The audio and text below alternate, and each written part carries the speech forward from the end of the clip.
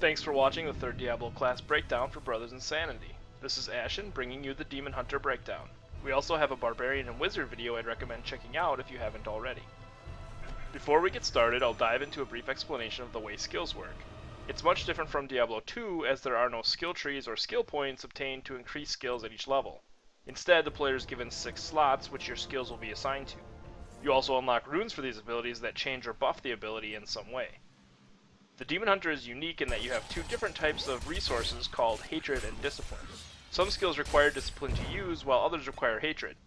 Hatred generates more quickly when attacking enemies, and Discipline refills slowly over time. The first and only ability the Demon Hunter starts off with is called Hungering Arrow, and has a chance of piercing through a target, allowing the arrow to seek out multiple targets, or zip back for a second hit on a single target. Hungering Arrow does a little more damage than the standard attack, but with the possibility of hitting multiple targets, and the fact that it does not cost Hatred or Discipline, makes it a clear choice over shooting regular arrows. The ability unlocked at level 2 is a secondary skill for the right mouse slot and is called Impale. This ability uses 25 Hatred, and does about twice as much damage as Hungering Arrow. Since it takes Hatred to use though, you obviously can't spam it like crazy, but it's very handy when you need to deal a large amount of damage to elite monsters or bosses. The third ability you get as a Demon Hunter is Entangling Shot. This is a primary skill in the same slot as Hungering Arrow. It does less damage, but chains up to 2 enemies together, slowing their movement speed. It can be used on single targets as well, of course. Entangling Shot is very helpful for kiting mobs, and even though it does less damage than Hungering Arrow, it is guaranteed to damage 2 targets close to each other. Next, the Demon Hunter opens a new slot and gets the trap skill, Caltrops. The Demon Hunter places the trap at her feet, and any enemies within the circle, or that move into the circle, spring the trap, which slows all enemies in the trap. Once sprung, the trap lasts 6 seconds. This again adds for very effective kiting, and can be helpful when trying to flee. Level 5 brings a new skill to the same slot as Impale called Rapid Fire. While this ability takes a good amount of Hatred to use, it's pretty devastating.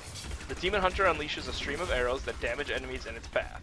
This deals nearly as much damage as Impale, but is much faster and more deadly.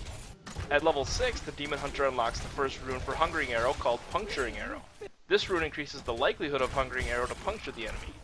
Now this skill, along with Caltrops, will eliminate the need for Entangling Shot, as you can easily kite while doing higher damage to multiple enemies.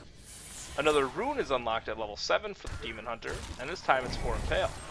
The rune is called Impact, and gives Impale a chance to knock back and stun the target for a short time. This can be really helpful when used on bosses or elite monsters, as they can be stunned continuously. A well-timed Impale with Impact can stop an enemy from using a harmful ability, or simply keep them at a distance.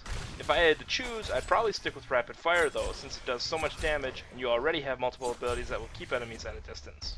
At level 8, the Demon Hunter unlocks a new defensive skill called Smokescreen in the same slot as Caltrops. The Demon Hunter disappears in a puff of smoke for 2 seconds, meaning enemies can't follow or attack the Demon Hunter. While this ability is kind of fun and a neat escape tool, it's hard to use it seriously when you have so many better options for skills.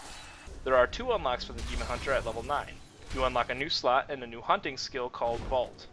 This ability allows the Demon Hunter to zip across the screen through enemies without being damaged up to 35 yards away.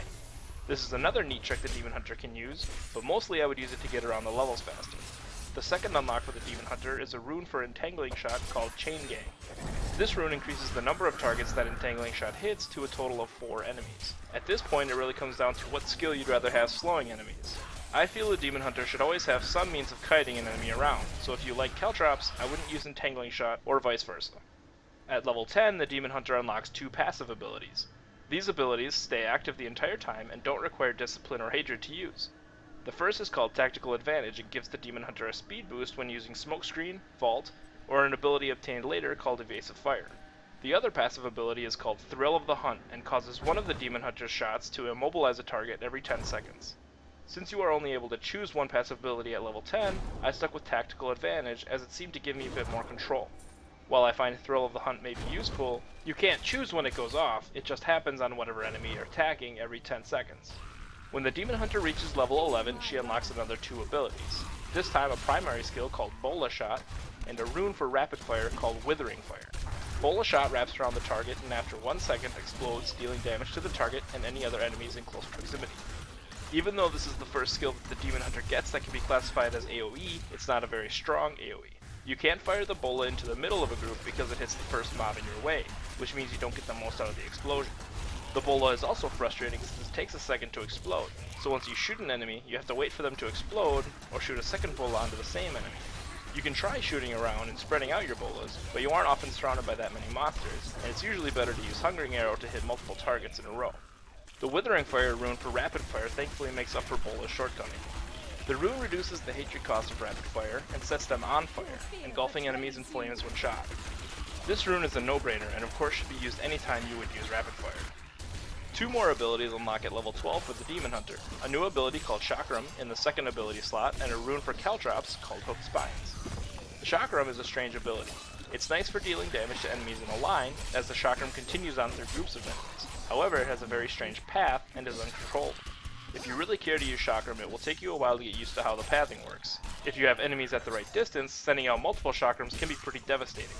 Personally, I'd rather use Rapid Fire since I have a little more control with my abilities. The rune Hooked Spines for Caltrops is a great improvement to the ability, and increases the slowing of enemies in the trap by 80%. With this rune on, Caltrops practically immobilizes enemies, and since you can put down multiple traps, you can easily keep them at a distance while you mow them down. Finally, level 13 caps us out in the beta, and gives the Demon Hunter 2 more abilities. One is a new passive ability called Vengeance, and the other is a hunting skill called Preparation. Preparation instantly restores all of the Demon Hunter's discipline, but has a 45-second cooldown. This ability can be nice if you're using multiple abilities that require discipline, such as Vault, Smokescreen, and Caltrops, but the 45-second cooldown seemed pretty hefty. While I was playing, I felt any ability was more helpful, considering for 45 seconds at a time, you wouldn't be able to even use that ability, making it a dead slot. The passive ability Vengeance gives the Demon Hunter 25 more to their maximum hatred, and restores 20 hatred and 2 discipline anytime you pick up a health globe. We have seen other abilities like this, and I feel they're extremely useful since the health orbs drop so often. In case you haven't seen health orbs before, they drop frequently from enemies to restore the player's health, and have replaced the need to spam potions for healing. This became my favorite choice for the passive abilities, unless I was running across the map, in which case I'd switch back to Tactical Advantage to run faster. And with that, we wrap up the Demon Hunter. Overall, it's a very interesting class, especially with the use of 2 different types of resource for abilities. Being an avid Diablo 2 fan, I felt like this was a neat combination of the Assassin and Amazon, ranged weapons with deadly traps. Next we will be posting the videos for Monk and Witch Doctor, so thanks for watching and stay tuned. See you all in Hell, May 15th.